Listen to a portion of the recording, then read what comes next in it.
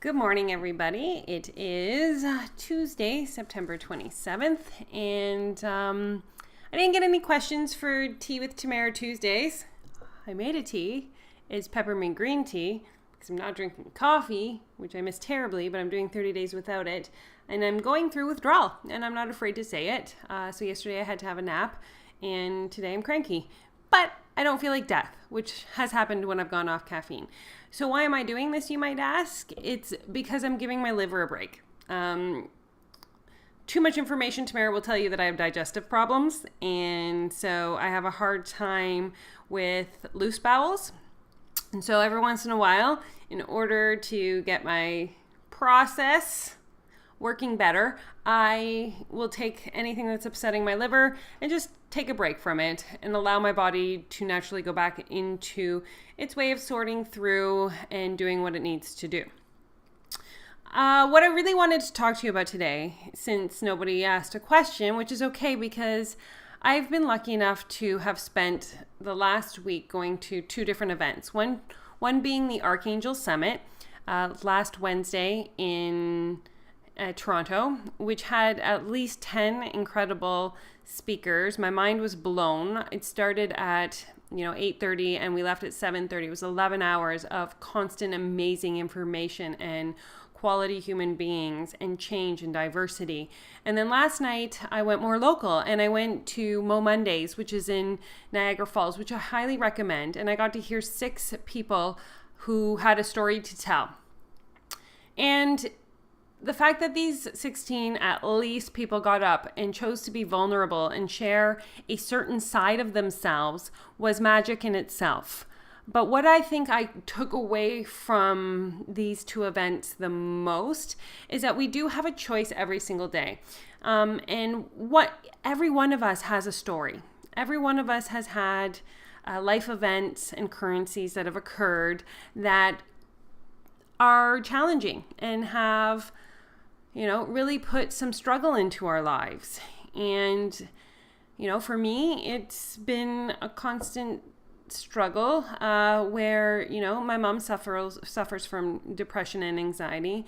My sister, whom I love and I adore, doesn't see her own value. And she's an amazing artist, like the best you'll ever meet. But, she doesn't put it out there.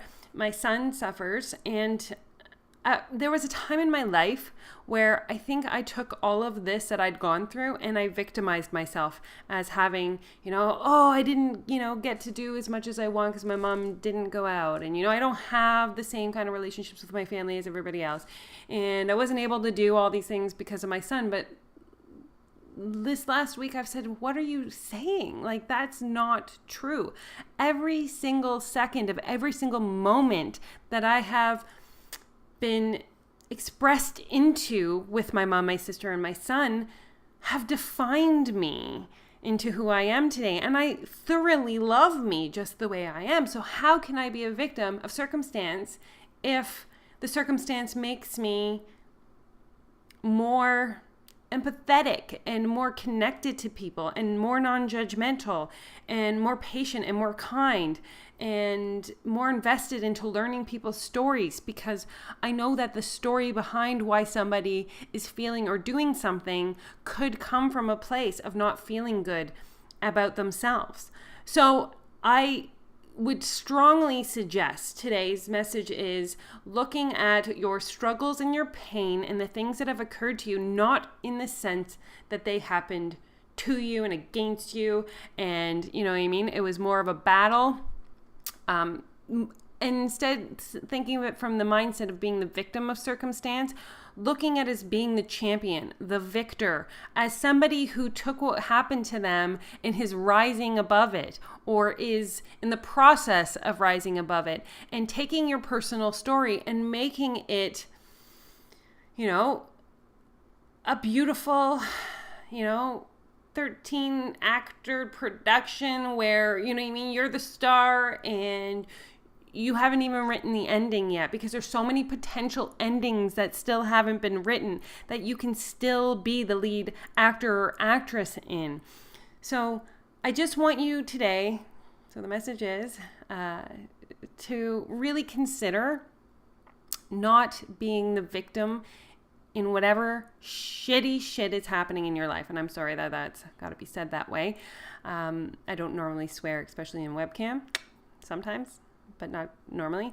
And really take instead the mindset that you are more and above and greater than anything that has occurred. Because again, everything that has happened to you right now can define an incredible future. If you can take what you've been through and connect to one other human being and allow them to feel that they are not alone, that is a gift within itself. And it is something that if you do it, you will understand your purpose and your meaning and why you are here. So open up yourself to the opportunity to having a conversation or being in a place where a conversation can be had with like-minded people who maybe have been through something, and sharing who you are, because it is in the sharing of your vulnerability that great and magical things can happen. So that's basically what I kind of have been pondering since last Wednesday. That's my own personal thought process right now. I would like for Tea with Tamara on Tuesdays to have any questions that you might want answered. So please feel free to email or text me on Facebook or my personal web, like my email, which is tamara@theenchantedfairy.ca. Again, let me give you my perspective and guidance. If it helps you, great. I would love to offer that.